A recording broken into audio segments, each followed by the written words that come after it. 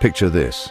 It's 1941. The world is engulfed in the flames of World War II, a conflict that has spread across continents and oceans, affecting millions of lives. The world is on fire, cities are being reduced to rubble, and the very fabric of society is being torn apart. Amidst this chaos, what does Hitler decide to build?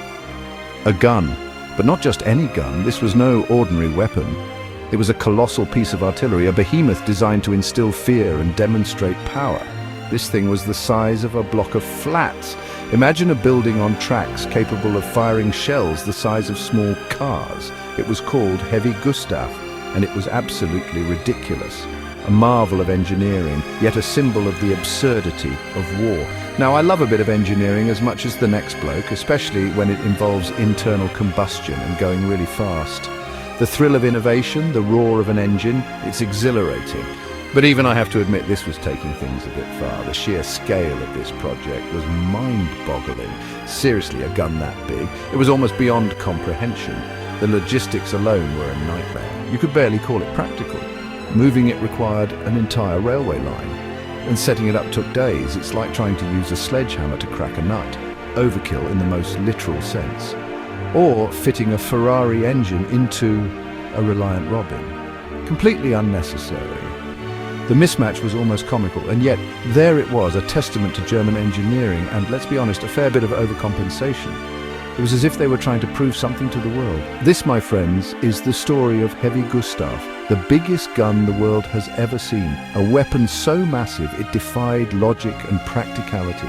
Buckle up, because it's going to be a bumpy ride. We're diving into the history, the engineering, and the sheer audacity of this beast of steel.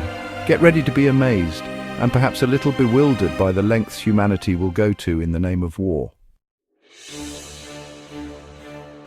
So, why on earth did Hitler decide to build this monstrous gun? What was the reasoning behind creating such a colossal piece of artillery that would go down in history as one of the largest guns ever built? Well, it all boils down to one thing: the Maginot Line.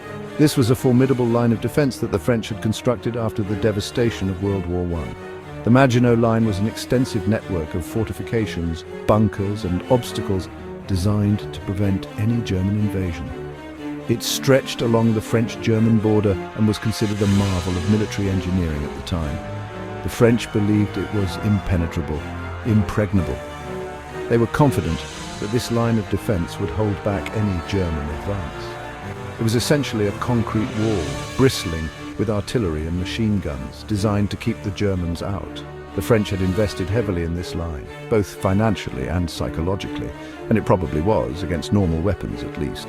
The Maginot Line was a formidable barrier that could withstand conventional artillery and infantry assaults. But Hitler, being Hitler, wasn't one for conventional thinking. He was always looking for ways to outmaneuver and outthink his enemies. If we can't go through it, he probably thought, we'll just build a gun big enough to go over it. This was a classic example of his audacious and often reckless approach to warfare. And that's precisely what he did. He turned to Krupp, the German industrial giant known for its expertise in heavy machinery and armaments. He commissioned Krupp to build him a gun so big, so powerful, that it could blast through the Maginot Line like it was made of paper. This was no ordinary artillery piece. It was a behemoth that required an entire railway system to transport and operate. And thus, Heavy Gustav was born. This massive railway gun was a testament to the lengths Hitler would go to achieve his military objectives. It was a symbol of his ambition and his willingness to push the boundaries of engineering and warfare. Now let's get down to the nitty-gritty. We're diving deep into the specifics of one of the most formidable pieces of artillery ever created. What made this gun so special? What set it apart from the rest of the artillery used during World War II? Well, for starters, it was absolutely massive. The sheer size of this gun was enough to leave anyone in awe. We're talking 155 feet long, 23 feet wide, and weighing in at a whopping 1,350 tons. Imagine the engineering marvel that went into creating something of this magnitude. That's heavier than a small cruise ship. Just think about that for a moment. A piece of artillery that outweighs a vessel designed to carry hundreds of passengers across the ocean. But the real kicker was the gun itself.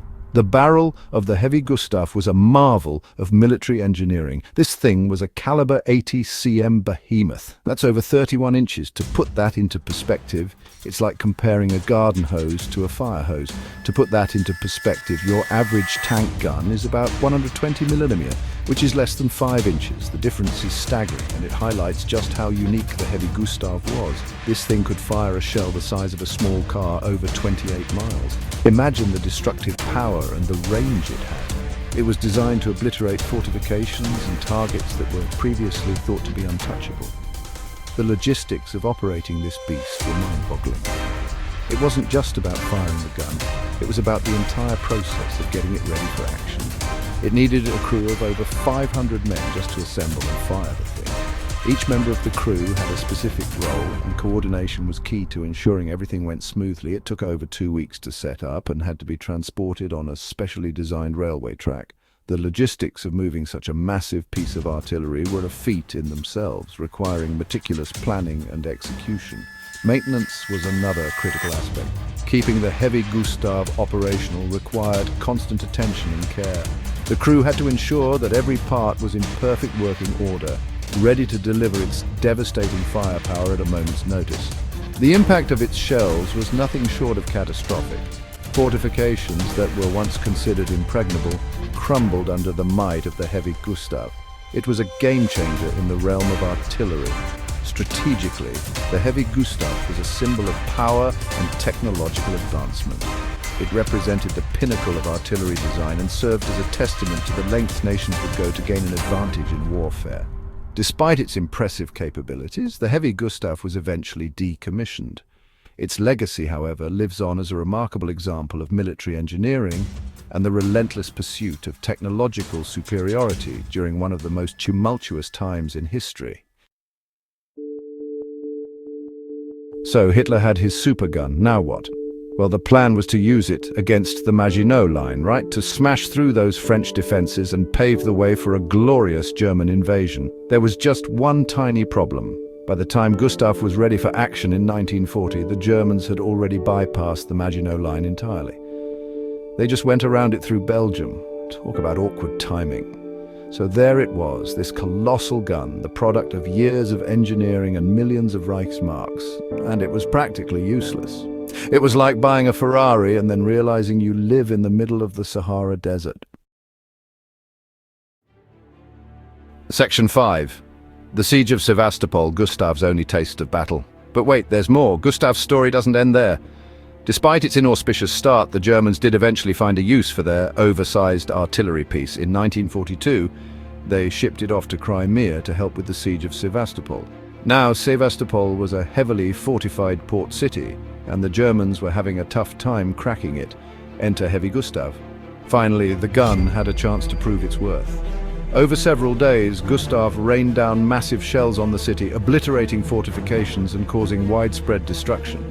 It was an impressive display of firepower, no doubt about it, but was it effective? Well, that's debatable. Section 6, A Giant's Shortcomings. The limitations of Heavy Gustav. Sure, Gustav could blow stuff up real good, but it had some serious drawbacks. For starters, it was slow, like really slow. It could only fire about one shot every 15 minutes. That's slower than your grandma trying to send an email. It was also incredibly expensive to operate, requiring a small army of engineers, technicians, and laborers. And don't even get me started on the logistical nightmare of transporting the thing. It was like trying to move a small town by rail. And perhaps most importantly, it was a sitting duck for enemy bombers. One well-placed air raid and that's it. Game over. Section 7. A fate shrouded in mystery, the disappearance of a behemoth. So what became of this behemoth? As the war turned against Germany, Gustav was eventually moved back west, presumably to counter the Allied invasion of France. However, its ultimate fate remains shrouded in mystery. Some say it was captured by the Americans, others claim it was scuttled by its own crew to prevent it from falling into enemy hands. Whatever its end, one thing is for certain. Heavy Gustav vanished from the face of the earth as quietly as it had arrived. Perhaps it's for the best. After all, who needs a gun that big anyway? Section 8, an engineering marvel, a tactical mishap, evaluating Gustav's legacy. Heavy Gustav was a marvel of engineering, a testament to human ingenuity and the ability to build things that are, frankly, completely bonkers. But it was also a tactical failure, a prime example of over-engineering and misplaced priorities. In the end, Gustav's impact on the war was negligible. It was a weapon in search of a purpose, a sledgehammer used to crack a nut.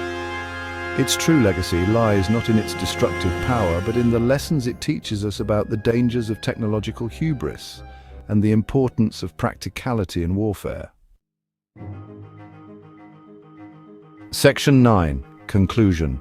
A testament to ambition and excess. Heavy Gustav stands as a monument to ambition and excess, a reminder that bigger is not always better. It serves as a cautionary tale about the allure of technological solutions to complex problems and the importance of adapting to changing circumstances. And hey, if nothing else, it makes for a cracking good story, doesn't it?